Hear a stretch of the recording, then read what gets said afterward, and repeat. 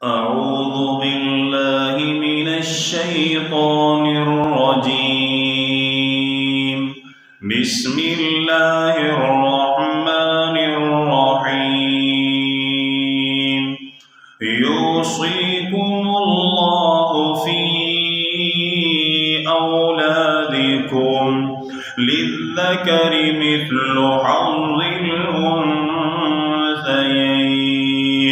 فإن كن نساء فوق اثنتين فلهن ثلثا ما ترك وإن كانت واحدة فلها النصف ولأبويه لكل واحد منهما السدس مما ترك إن كان له ولد فإن لم يكن له ولد وورثه أبواه فلأمه الثلث فإن كان له إخوة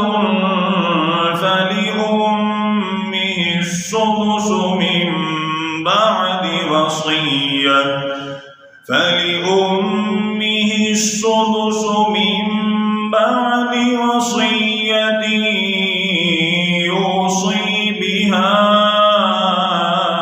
أو دين. آباؤكم وأبناؤكم لا تدرون أيهم أقرب لكم نفعا فريضة من الله إن الله كان عليما حكيما.